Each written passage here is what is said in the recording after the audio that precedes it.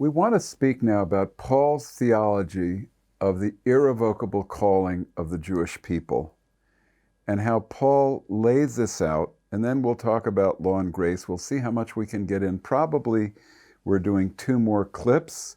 I'm Dan Juster of Restoration from Zion from Tikkun Global, and we're continuing our series on Messianic Jewish theology, our textbook, Jewish Roots, Foundation of Biblical Theology, or Understanding Our Jewish Faith, which is recent, but originally published in its first edition 34 years ago. It's 2020 as I'm sharing. And the adjunct adds something to that, the Irrevocable Calling, and then for the Restoration of Israel, Passion for Israel. So get a hold of our books, sign up on our newsletter. Is Israel still important and still elect in the theology of the Apostle Paul, or does the church somehow supersede Israel and become the new Israel? In Messianic Jewish theology, the election of Israel is a done deal and it's not going to be replaced. There's an aspect that was not perceived because in biblical theology, you come to the final end of the age before the millennial age. Israel goes through this very big time of the battle between good and evil, but under the leadership of the Messiah, she's delivered and the nations come to the knowledge of God.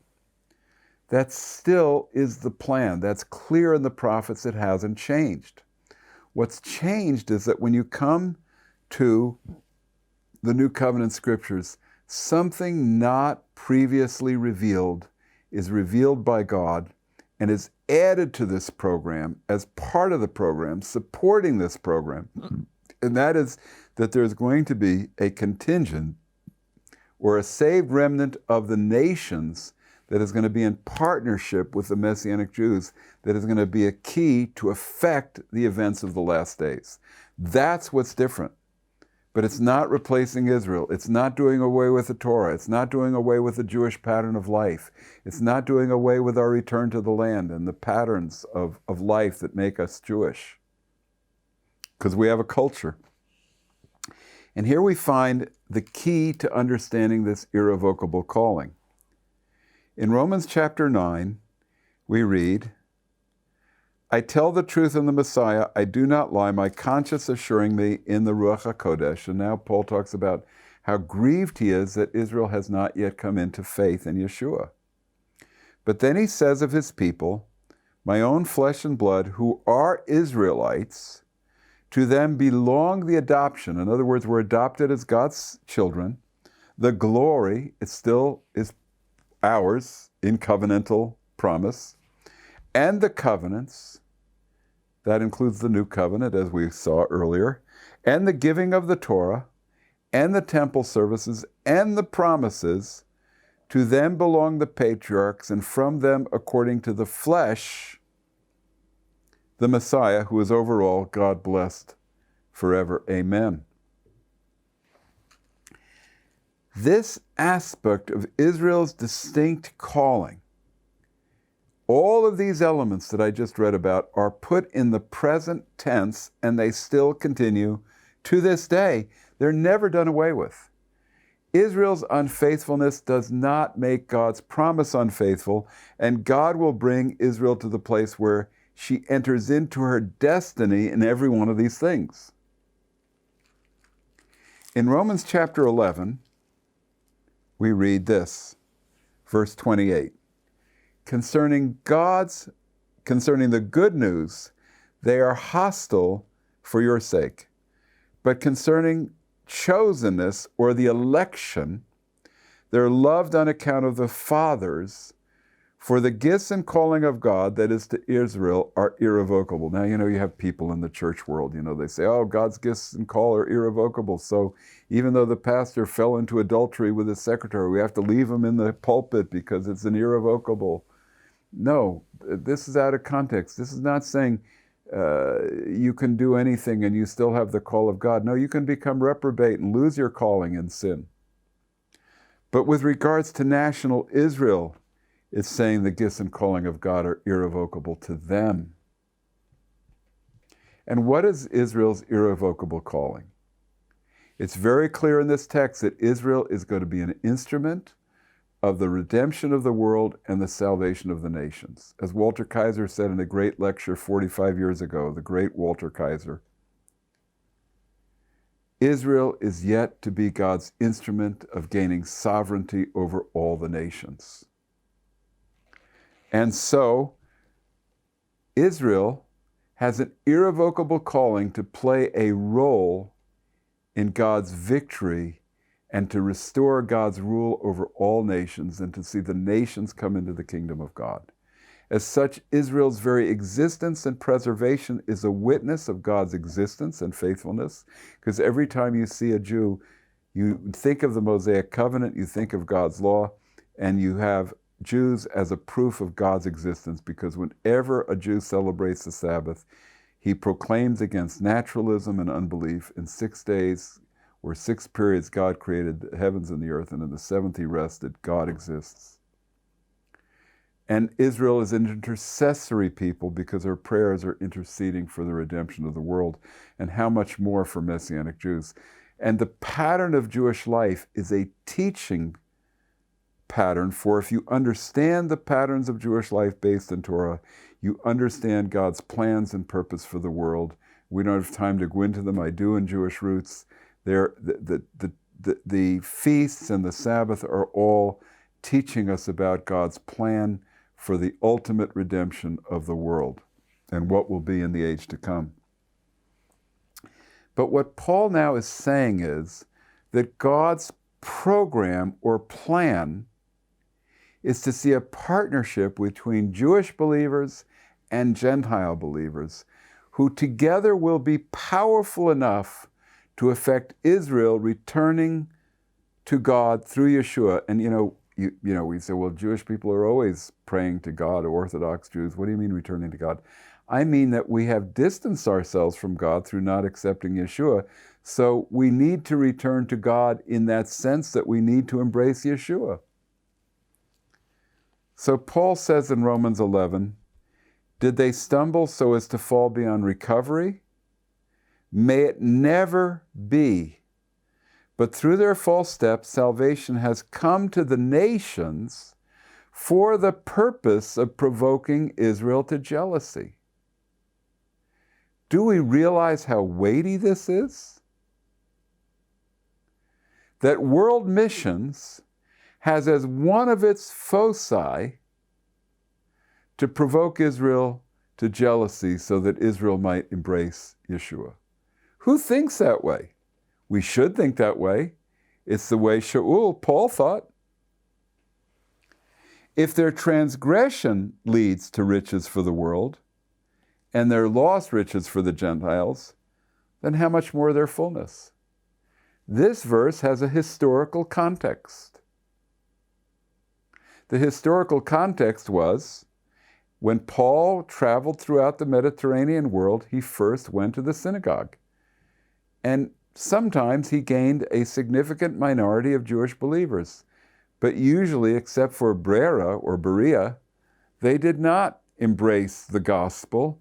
And once he came to the end of the response he was going to get, he then was free to go to the Gentiles. So their rejection meant riches for the Gentiles. But this is a temporary period.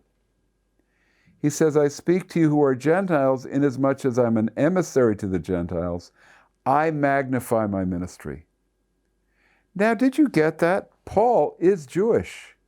He magnifies his ministry that he may provoke my own flesh and blood, provoke to jealousy my own flesh and blood, and save some of them. How does he provoke them to jealousy? By showing the presence of power of God in his ministry. And by showing the presence and power of God, they are provoked to jealousy and therefore are drawn to embrace Yeshua.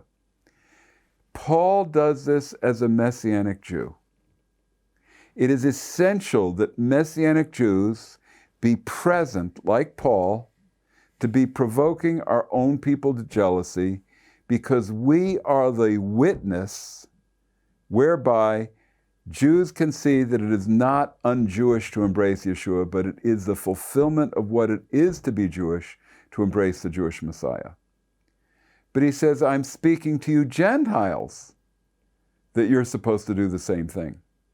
That salvation has come to the Gentiles to make Israel jealous, so that the provoking of Israel to jealousy is a Messianic Jewish task, and it's a Christian from the nations task. It's a task that we share together. And why is it so important that we share this task? Because it leads to the ultimate eschatological or last days fulfillment of the redemption of the world. For in verse 15 we read, for if their rejection leads to the reconciliation of the world, what will their acceptance be but life from the dead? And most great commentators see life from the dead here as being not just revival, we believe in last days revival, but the actual resurrection from the dead. And what takes place before the millennial age is the resurrection of the righteous to participate in the millennial age with the nations that come to the knowledge of God. You read this in Isaiah chapter 27. And then he says about Jewish believers, if the first fruits is holy, so is the whole batch of dough. And this is kind of an amazing thing, because he says here that the first fruits are making holy or sanctifying the rest of the nation. So because we exist as Jewish believers in Yeshua, the nation of Israel as a whole is still embraced as still holy and called of God, because we are the righteous remnant of Israel. And this is also in Romans 11:5, we're called the remnant that is saved by grace. So if we as Jewish believers cease to live a Jewish life, then we're not living as the righteous remnant of Israel. We leave Israel and are no longer part of Israel. How can we be the sanctifying righteous remnant of Israel? And this is why that foundational Messianic Jewish idea is that Jews who come to faith in Yeshua are called to continue to identify and live as Jews. We live a Jewish pattern of life showing fulfillment in Yeshua and showing the ultimate meaning that is prophesied out of those feasts for the last days and the age to come. We live a pattern of life keeping the Sabbath. We call this Torah-based, but Torah-based is applicable to the New Covenant order because we are living in the New Covenant that promises the preservation of Israel. This becomes so important because it's all part of the promise to Israel, where Paul says in Romans 11:25, I do not want you, brothers and sisters, to be ignorant of this mystery, lest you be wise in your own eyes, that a partial hardening has come upon Israel, until the fullness of the Gentiles has come in, and in this way all Israel will be saved. We will be nationally saved. The deliverer will come out of Zion. He shall turn away ungodliness from Jacob, and this is my covenant with them when I take away their sins. Now that's the promise you see in both Isaiah and Jeremiah 31. This is the promise that we have, the promise of the new covenant, the promise of forgiveness, the promise to be the chief of the nations in the age to come, whereby Jerusalem becomes the capital of the age to come.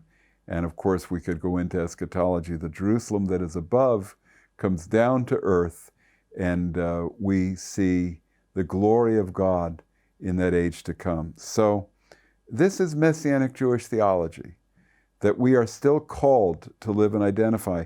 But how do Gentiles relate to that? And what is the application of the Torah for Jew and Gentile? And how do we answer some of these objections that we have? And we have one more wonderful clip to cover those things. I could begin it now, even though we're a little bit early on the 15 minutes. But this is a good breaking point.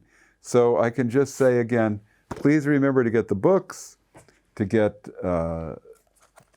Jewish roots, to get the Irrevocable Calling, Passion for Israel, sign up for our newsletter. It's a teaching letter.